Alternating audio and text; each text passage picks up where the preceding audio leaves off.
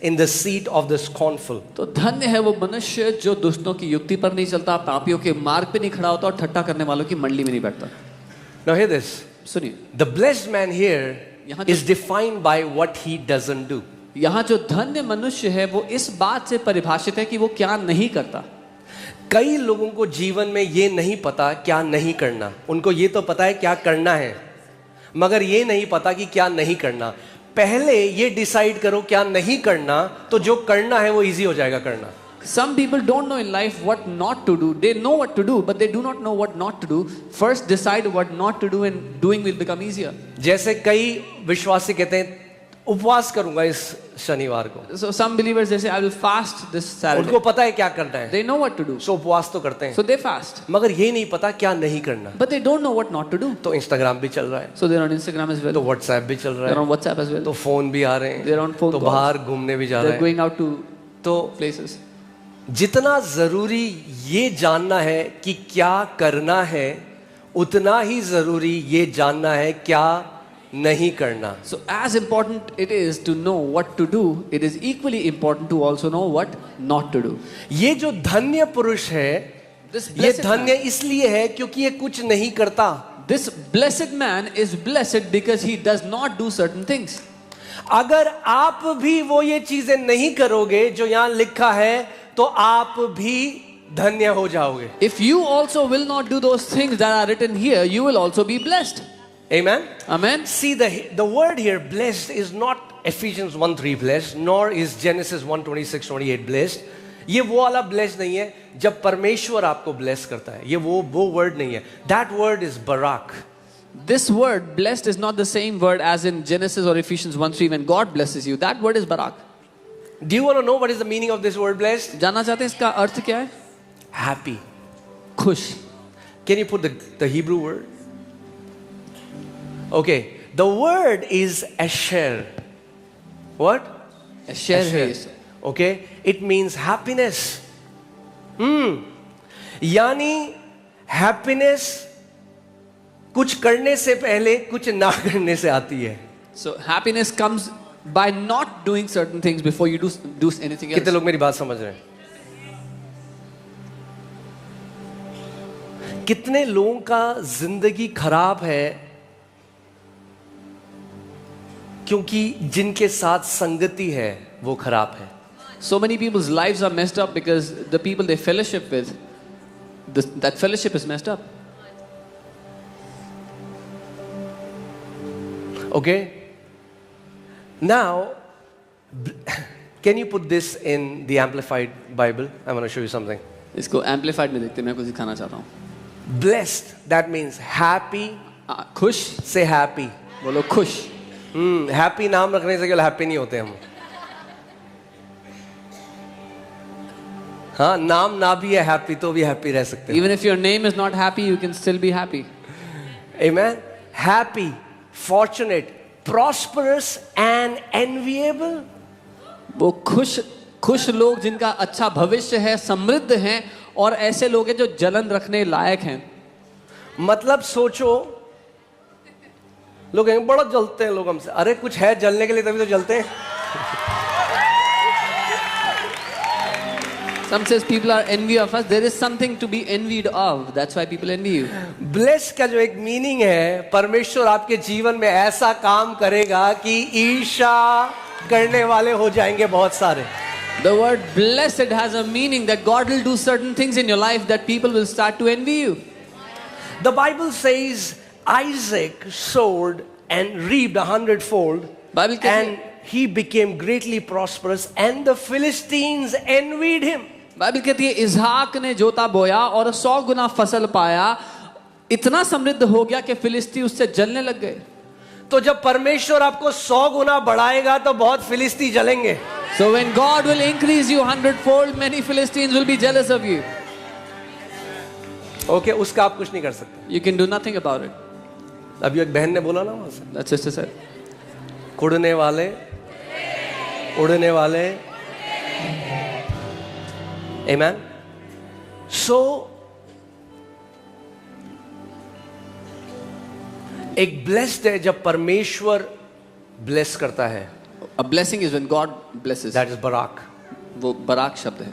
ये वो व्यक्ति है जिसने कुछ ऐसी चॉइसेस करी अपनी लाइफ में, कुछ ऐसे चुनाव करे जिसकी वजह से वो बहुत खुश है और उसके जीवन में ऐसे फल हैं जिसकी वजह से बाकी लोग उससे ईर्ष्या करते हैं. But the blessed here is a man that made certain choices, certain decisions in his life because of which he is happy and other people envy him.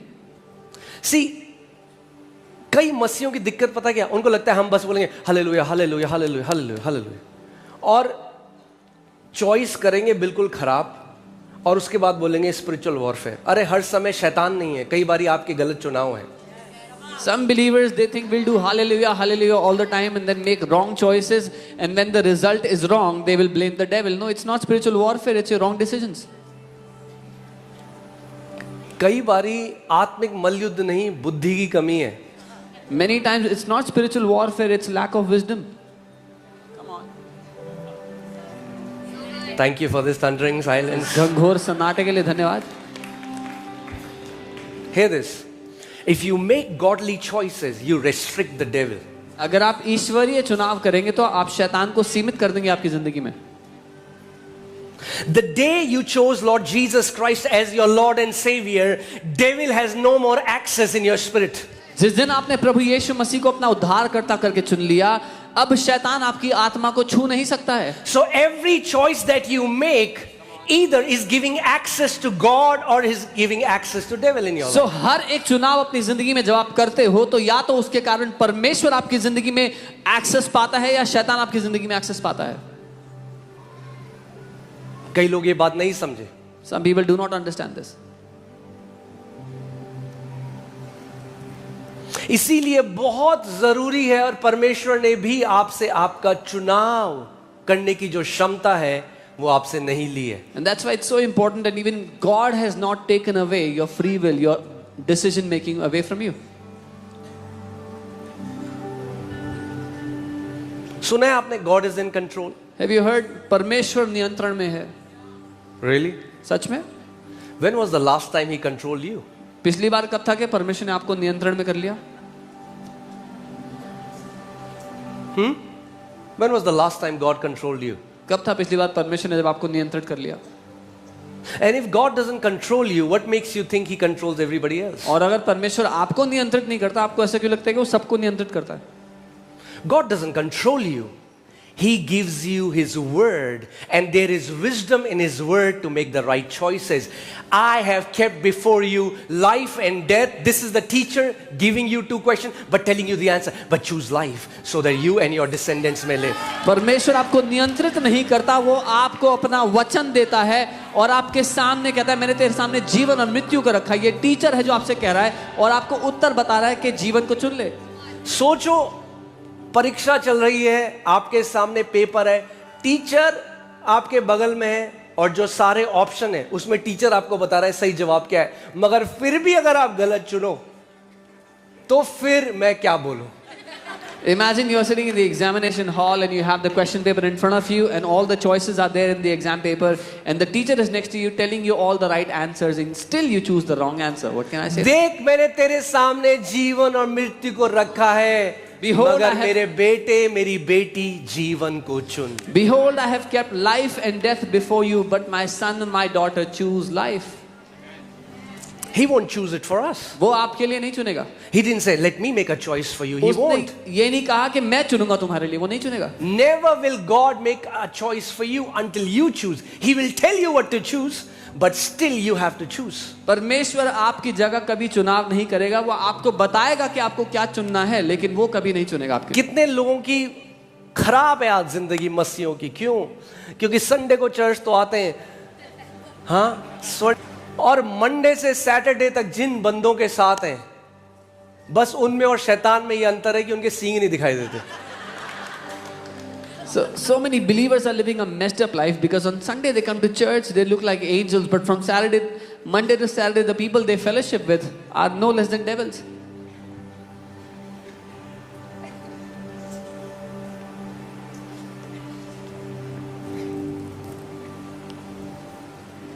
फिर वो कह रहे हैं क्यों हमारे साथ ऐसा हो रहा है. And then they wonder, why is this happening to us?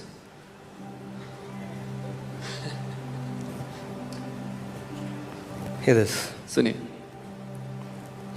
Happy, खुश, fortunate, प्रतिभाशाली या भविष्य जिसका उज्जवल है, prosperous, समृद्ध and enviable और जलन के योग्य is the man. वो मनुष्य है. The Bible doesn't say might be, maybe, is the man. It's a definite thing. Is the man Bible who walks and lives not in the counsel of the ungodly, following their advice, their plans and purposes. Bible कह रही है वो मनुष्य जो नहीं चलता दुष्टों की सुझाव पे, दुष्टों की बुद्धि के अनुसार, उनकी बातों को, उनकी योजनाओं को नहीं मानता. कौन है जो आपको एडवाइस देता है आज? Who is it who gives you advices today? किससे एडवाइस लेने जाते हो आजकल आप? Whom do you go to for advices? क्योंकि कई लोगों की लाइफ मेस्ड अप है, गलत एडवाइस जो उन्होंने ली दुनिया से. Because some people's lives are messed up because of the wrong advices they took from people, from the world. हाँ, कई मसीह भी Many believers too. अपने आप को देह से अलग कर लेंगे. They will फिर separate. किसी को बोलेंगे अरे क्यों जा रहे हो तुम चर्च? They will क्या मिलता है separate church? themselves from the body and then tell others, why do you go to church? What's the need? अरे कभी जिससे सलाह ले रहे हो, कभी आंखें खोल के उनके जीवन के फल भी देख लो. When you take an advice from someone, open your eyes and look at the fruit in their life. क्योंकि ये कहानी है. There's a story. एक बार एक लोमड़ी की जंगल में गलती से पूंछ कट गई. Once upon a time, there was a fox in the jungle whose tail got cut. अब बाकी सब लोमड़ियों की पूंछ है, Now all the other foxes had tails, उसकी पूंछ कट गई. but this fox did अब not. वो चली गई जंगल में सबको कन्विंस करने, सबको मनाने की पूंछ बेकार होती है, पूंछ काट अपनी. So this fox goes to the jungle to convince everybody in the jungle to cut off their tails. तो जो लोमड़ी बोल रही है ना आपको कि पूंछ काटो, बोलो अपनी पूंछ दिखा पहले. The fox that is advising you to cut off your tail, ask them to show their own tail first. They don't take counsel from ungodly people. वो गैर ईश्वरीय या दुष्ट लोगों से सुझाव नहीं लेते. Even though they might sound like experts in their area. हालांकि सुनने में तो वो विशेषज्ञ नजर आएंगे.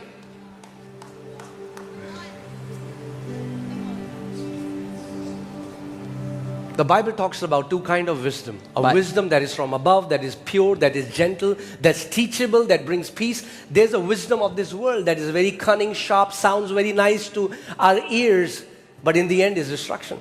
बाइबल दो तरह की बुद्धि, दो तरह के ज्ञानों की बात करती है, जो परमेश्वर की ओर से आता है, स्वर्ग की ओर से.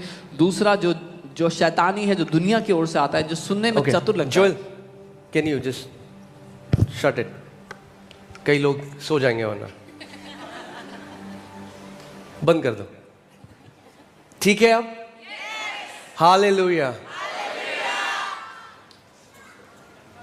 अगर चैन से सोना है तो जाग जाओ जब वचन प्रचार होता है. फिर मत बोलना रात को नींद नहीं आती, हमें बहुत एंजाइटी होती है, क्योंकि जब वचन प्रचार होता है तब तुम सोते हो.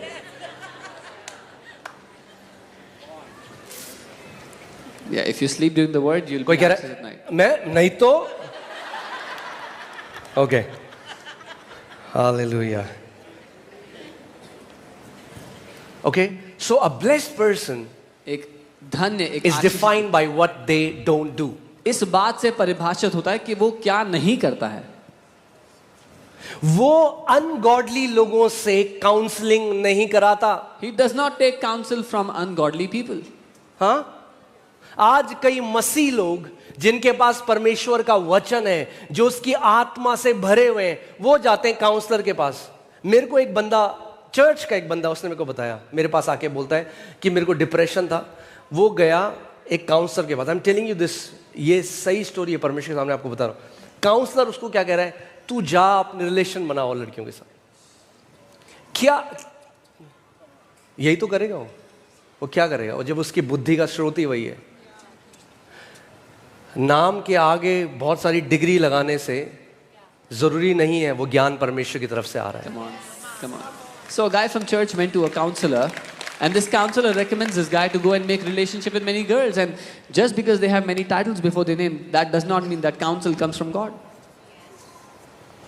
ओके अगर शैतान उस बगीचे में सांप का इस्तेमाल कर सकता है, If the devil can use that serpent in the garden, तो आपके दोस्तों का भी इस्तेमाल करता है. then the devil also uses your friends. अगर वो परमेश्वर में नहीं है, If your friends are not in the Lord, और आपके अनगॉडली दोस्त हैं, and you have ungodly friends, तो may God have mercy on you. तो परमेश्वर आप पर दया करे. स्पिरिचुअल वॉरफेयर मत बोलना बाद में. Then don't call it spiritual warfare later.